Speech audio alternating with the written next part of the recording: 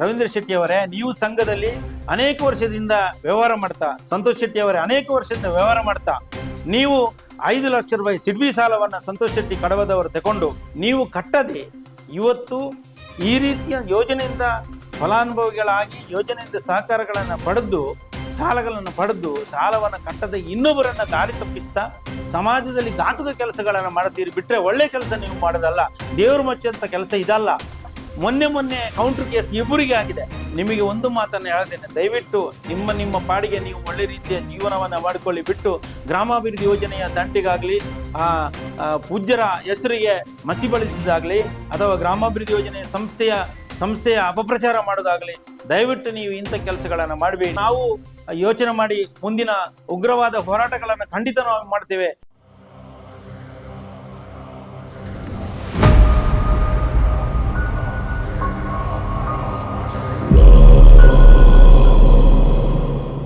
ಕಾಪು ವಿಧಾನಸಭಾ ಕ್ಷೇತ್ರದ ಎಲ್ಲೂರು ಎಂಬ ಪರಿಸರದಲ್ಲಿ ಶ್ರದ್ಧಾ ಮತ್ತು ಮಹೇಶ್ವರ ಸಂಘದ ಆರತಿ ಮತ್ತು ಮಹೇಶ್ವರ ಸಂಘದ ಸಂತೋಷ್ ಎನ್ನತಕ್ಕಂಥವರು ಕಳೆದ 18-20 ವರ್ಷದಿಂದ ಗ್ರಾಮಾಭಿವೃದ್ಧಿ ಯೋಜನೆಯ ಒಕ್ಕೂಟಗಳ ಸಂಘದ ಸದಸ್ಯರಾಗಿ ತನ್ನ ವ್ಯವಹಾರಗಳನ್ನು ನಿರರ್ಗಳವಾಗಿ ಮಾಡುತ್ತಾ ಇತ್ತೀಚೆಗೆ 2 ಲಕ್ಷ ಸಾಲವನ್ನು ತಗೊಂಡು ಆ ಸಂಘದವರು ಸಾಲವನ್ನು ಕೊಟ್ಟಿದ್ದರು. ಆ ಸಾಲದ ಮರುಪಾವತಿ ಮಾಡದಿದ್ದಾಗ ಸಂಘದ ಸದಸ್ಯರುಗಳೆಲ್ಲ ಒಟ್ಟು ಸೇರಿ, ಬಹುಶಃ ಆ ಸಂಘದಲ್ಲಿ 10 ಜನ ಸದಸ್ಯರಿದ್ದು, ಆರತಿ ಅನ್ನತಕ್ಕಂಥವರು ಆ ಸಂಘದ ಸದಸ್ಯರು. ಅವರು ಇತ್ತೀಚೆಗೆ ಸಂಘದ ಸಾಲವನ್ನು ಮರುಪಾವತಿ ಮಾಡದ ಕಾರಣ ಅವರು ಸಂಘದವರು ಒಟ್ಟು ಸೇರಿ ವಾರದ ಮೀಟಿಂಗಲ್ಲಿ ಕಂತೆಯನ್ನು ಕಟ್ಟುವುದಿಲ್ಲ, ವಾರದ ಮರುಪಾವತಿಯನ್ನು ಮಾಡೋದಿಲ್ಲ ಹೇಳಿದಾಗ ಅವರೊಳಗೆ ಘರ್ಷಣೆ ಆಗ್ತದೆ. ತಮಗೆ ರವೀಂದ್ರ ಶೆಟ್ಟಿ ಅವರು, ಸಂತೋಷ್ ಶೆಟ್ಟಿ ಹಾಗೆ ಜಯಂತ ಟಿ ಇವರು ನಮಗೆ ಮಾರ್ಗದರ್ಶನ ನೀಡಿರ್ತಾರೆ. ಯಾವುದೇ ಕಾರಣಕ್ಕೆ ನೀವು ದುಡ್ಡು ಕಟ್ಟಬಾರದು, ಅದಕ್ಕೆ ಯಾವುದೇ ದಾಖಲೆಗಳಿಲ್ಲ, ಅವೆಲ್ಲ ಅನೇಕ 18-20% ಬಡ್ಡಿಯಲ್ಲಿ ನಿಮಗೆ ದುಡ್ಡು ಕೊಡ್ತಾರೆ. ಆಗಿರುವಾಗ ಈ ದುಡ್ಡನ್ನು ಮರುಪಾವತಿ ಮಾಡಬೇಡಿ, ನಿಮ್ಮ ಹಿಂದೆ ನಾವಿದ್ದೇವೆ, ಏನು ಕಾನೂನು ಕ್ರಮ ನಿಮ್ಮ ಮೇಲೆ ಆಗೋದಿಲ್ಲ ಅಂತೇಳಿ ತಪ್ಪು ಮಾಹಿತಿ, ಸುಳ್ಳು ಅವರಿಗೆ ಮಾಹಿತಿಗಳನ್ನು ಕೊಟ್ಟು ಅವರನ್ನು ದಾರಿ ತಪ್ಪಿಸ್ತಾರೆ. ಆ ಹೊತ್ತಿಗೆ ಸಂಘದವರೊಟ್ಟಿಗೆ ಮಾತುಕತೆ ಆಗಿ ಬಹುಶಃ ಈ ದುಡ್ಡನ್ನು ನೀವು ಕಂತು ಹೇಗೆ ನಿಮಗೆ 10 ಜನ ಸಂಘದವರು ಸಾಲವನ್ನು ಕೊಟ್ಟಿದ್ದು, ನೀವು ದಯವಿಟ್ಟು ನೀವು ಸಾಲವನ್ನು ಮರುಪಾವತಿ ಮಾಡಬೇಕಂತ ಹೇಳತಕ್ಕಂಥ ವಿಚಾರ ಮಾತುಕತೆ ಮಾಡಿದಾಗ ಅವರು ಡೈರೆಕ್ಟ್ ಈ ರವೀಂದ್ರ ಶೆಟ್ಟಿ, ಸಂತೋಷ್ ಶೆಟ್ಟಿ ಮತ್ತು ಜಯಂತ್ ಟಿ ಹಾಗೆ ಆ ಸ್ಪಾಟಿಗೆ ಇನ್ನೊಬ್ಬರು ಜಯರಾಮ್ ಎನ್ನತಕ್ಕಂಥವರು ಆ ಸ್ಪಾಟಿಗೆ ಹೋಗ್ತಾರೆ. ಸ್ಕಾರ್ಪಿಯೋ ಗಾಡಿಯಲ್ಲಿ ಹೋಗಿ ಬಹುಶಃ ಅಂದಾಜು 6:30-7 ಗಂಟೆ ಅಷ್ಟೊತ್ತಿಗೆ ಹೋಗಿ ಅವರೊಟ್ಟಿಗೆ ಅಲ್ಲಿ ಮಾತುಕತೆ ಆಗ್ತದೆ. ಅಷ್ಟೊತ್ತಿಗೆ ಈ ಶ್ರದ್ಧಾ ಸಂಘದ ಸದಸ್ಯರಾದಂತಹ ಆರತಿ ಅನ್ನತಕ್ಕಂಥವರ ಮನೆಗೆ ಬಂದು ಅಲ್ಲಿ ಮಾತುಕತೆ ಅವರೊಳಗಡೆ ಮಾತುಕತೆ ಮಾಡುವಾಗ ಆ ಸಂಘದ ಅಥವಾ ಆ ಊರಿನ ಎಲ್ಲ ಗ್ರಾಮಾಭಿವೃದ್ಧಿ ಯೋಜನೆ ಸ್ವಸಹಾಯ ಸಂಘದ ಸದಸ್ಯರುಗಳಿಗೆ ಮಾಹಿತಿ ಸಿಗ್ತದೆ. ತಕ್ಷಣ ಅವರು ಅಲ್ಲಿಗೆ ಬರ್ತಾರೆ. ಅಲ್ಲಿಗೆ ಬಂದು, ನೀವು ನಮ್ಮ ಸಂಘದ ಸದಸ್ಯರಿಗೆ ನೀವು ತಪ್ಪು ಮಾಹಿತಿಯನ್ನು ಕೊಟ್ಟು ನಮ್ಮೊಳಗಡೆ ಸಂಘರ್ಷಣವನ್ನು ಉಂಟು ಮಾಡ್ತೀರಾ. ಇಷ್ಟು ತನಕ ನಾವು 4-5 ದಶಕಗಳಿಂದ ಅತ್ಯುತ್ತಮವಾಗಿ ನಮ್ಮ ಸಂಘದ ವ್ಯವಹಾರಗಳನ್ನು ಮಾಡುತ್ತಾ ನಮ್ಮ ಜೀವನದಲ್ಲಿ ನಾವು ಅಭಿವೃದ್ಧಿಯನ್ನು ಹೊಂದಿದ್ದೇವೆ. ತಾವುಗಳು ಇಲ್ಲಿ ಬಂದು ನೀವು ಈ ಸಂಘಕ್ಕೂ ನಿಮಗೆ ಯಾವುದೇ ಸಂಬಂಧಗಳಿಲ್ಲ, ದಯವಿಟ್ಟು ನೀವು ನಮ್ಮ ಊರಲ್ಲಿ ಬಂದು ಅಶಾಂತಿಯನ್ನು ಉಂಟು ಮಾಡಬೇಡಿ ಅಥವಾ ನಮ್ಮ ಸಂಘದ ಅಭಿವೃದ್ಧಿಗೆ ಕುಂದುಕೊರತೆ ಮಾಡಬೇಡಿ ಅಂತೇಳಿ ಅವರೊಟ್ಟಿಗೆ ಮಾತುಕತೆ ನಡೀತದೆ. ಅಷ್ಟೊತ್ತಿಗೆ ಆ ಊರಿನವರೆಲ್ಲ ಬಂದು ಇವರಿಗೆ ಗೆರವನ್ನು ಮಾಡ್ತಾರೆ. ಯಾಕೆ ಹೇಳಿದ್ರೆ, ನಮ್ಮ ಊರಿಗೆ ನೀವು ದಯವಿಟ್ಟು ಬರಬಾರದು, ನಮ್ಮ ಊರಲ್ಲಿ ಗ್ರಾಮಾಭಿವೃದ್ಧಿ ಯೋಜನೆ ಸ್ವಸಹಾಯ ಸಂಘಗಳಿಗೆ ನಾವೆಲ್ಲರೂ ಊರಿನ ಸದಸ್ಯರುಗಳು ಸೇರಿಕೊಂಡು ನಮ್ಮ ವ್ಯವಹಾರಗಳನ್ನು ಮಾಡುತ್ತಾ ಉತ್ತಮ ವ್ಯವಹಾರ ಮಾಡುತ್ತಾ ನಮ್ಮ ಜೀವನದಲ್ಲಿ ಆದರ್ಶರಾಗಿ ನಾವು ಬದುಕ್ತಾ ಇದ್ದೇವೆ.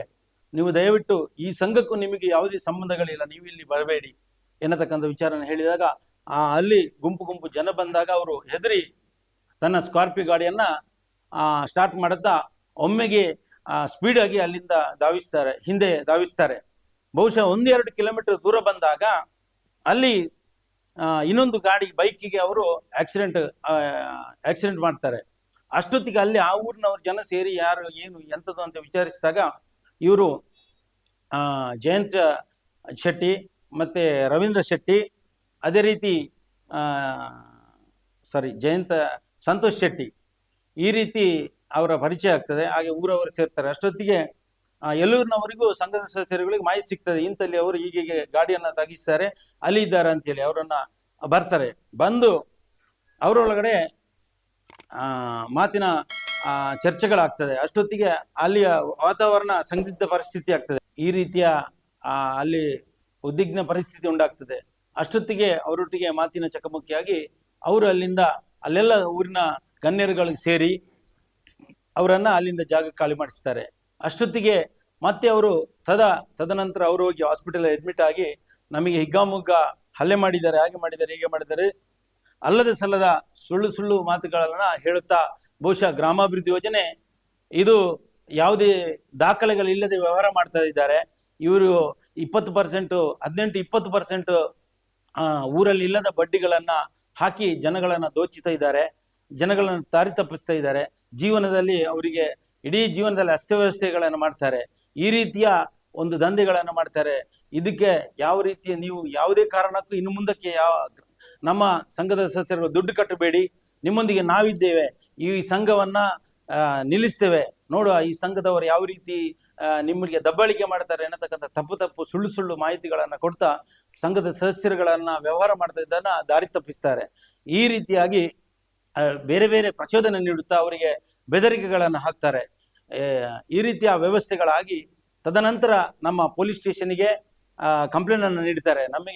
ನಮ್ಮನ್ನ ಸಂಘದವರು ಕರೆದಿದ್ದು, ನಾವು ಅಲ್ಲಿ ಹೋಗಿ ಅವರಿಗೆ ಮಾಹಿತಿಗಳನ್ನು ನೀಡಲಿಕ್ಕೆ ಹೋಗಿದ್ದು. ನಮಗೆ ಮಹೇಶ್ ಶೆಟ್ಟಿ ತಿಮರೋಡಿ, ಅದೇ ರೀತಿ ಜಯಂತ್ ಟಿ, ಅದೇ ರೀತಿ ಸಂತೋಷ್ ಶೆಟ್ಟಿ ಇವರೆಲ್ಲ ಮಾರ್ಗದರ್ಶನ ನೀಡ್ತಾರೆ ಎನ್ನತಕ್ಕಂಥ ಯೂಟ್ಯೂಬ್ ಚಾನಲ್ ಅಲ್ಲಿ ನಾವು ನೋಡಿದ್ದು. ನಾವು ಹೇಳುವುದಲ್ಲ ಈ ವಿಚಾರ. ಬಾಲಿಪುನಿ ಅವರು, ರವೀಂದ್ರ ಶೆಟ್ಟಿ ಅವರು ಯೂಟ್ಯೂಬ್ ಚಾನಲ್ ಅಲ್ಲಿ ಸಂದರ್ಶನ ಮಾಡ್ತಾರೆ. ನಮಗೆ ಅವರು ಮಾರ್ಗದರ್ಶನ ನೀಡ್ತಾರೆ. ಸಂಘದವರಿಗೆಲ್ಲ ಮಾಹಿತಿ ಕೊಡಿ, ಹೋಗಿ ಅಲ್ಲೆಲ್ಲ ಹೋಗಿ ಈ ರೀತಿಯ ಬಡ್ಡಿಗಳನ್ನು ತಗೊಂಡು ಗ್ರಾಮಾಭಿವೃದ್ಧಿ ಯೋಜನೆ ಅಥವಾ ಯೋಜನೆಯವರು ದುಡ್ಡನ್ನ ಕೊಟ್ಟು, ಉದಾಹರಣೆಗೆ ಹೇಳ್ತಾರೆ, ಧರ್ಮಸ್ಥಳದ ಉಂಡಿಯ ದುಡ್ಡನ್ನ ಜನಗಳಿಗೆ ಹಂಚುತ್ತಾ ಇದ್ದಾರೆ ಬಡ್ಡಿಗೆ ಅಂತೇಳಿ. ಬಹುಶಃ ನಾನು ಹೇಳ್ತೇನೆ, ಯಾವುದೇ ಧರ್ಮಸ್ಥಳದ ಉಂಡಿಯ ದುಡ್ಡಿಗೂ ಧರ್ಮಸ್ಥಳ ಕ್ಷೇತ್ರಕ್ಕೂ ಗ್ರಾಮಾಭಿವೃದ್ಧಿ ಯೋಜನೆಗೆ ಸಂಬಂಧ ಇಲ್ಲ. ಪರಮಪೂಜ್ಯ ಕಾವಂದರು ಹೆಗ್ಡೆ ಅವರು ಈ ಸಂಸ್ಥೆಯ ಅಧ್ಯಕ್ಷರು. ಈ ಸಂಸ್ಥೆಯ ಬಿಟ್ರೆ ಬೇರೆ ಈ ಸಂಸ್ಥೆಗೂ ಕಾವಂದರಿಗೂ ಯಾವುದೇ ಸಂಬಂಧಗಳೆಲ್ಲ, ಯಾವುದೇ ಈ ಘಟನೆಗೂ ಅದಕ್ಕೆ ಯಾವುದೇ ಟಚ್ಚೂ ಇಲ್ಲ. ಸುಮ್ಮನೆ ಅಲ್ಲದ ಸಲ್ಲದ ಸುಳ್ಳು ಮಾತುಗಳನ್ನು ಹೇಳುತ್ತಾ ಇಡೀ ಇಡೀ ಜನರಿಗೆ ತಪ್ಪು ಮಾಹಿತಿ ಸಂದೇಶವನ್ನು ಕೊಡ್ತಾ ಕ್ಷೇತ್ರದ ಹೆಸರನ್ನ, ಕಾವಂದರ ಹೆಸರನ್ನ, ಆ ಗ್ರಾಮಾಭಿವೃದ್ಧಿ ಯೋಜನೆಯ ವ್ಯವಹಾರಗಳನ್ನ ದಾರಿ ತಪ್ಪಿಸಬೇಕು, ಜನಗಳ ಮಧ್ಯೆ ಸಂಘರ್ಷ ಉಂಟು ಮಾಡಿ ದಾರಿ ತಪ್ಪಿಸುವಂತ ಕೆಲಸಗಳನ್ನ ಮಾಡದೇ ಇದ್ದಾರೆ.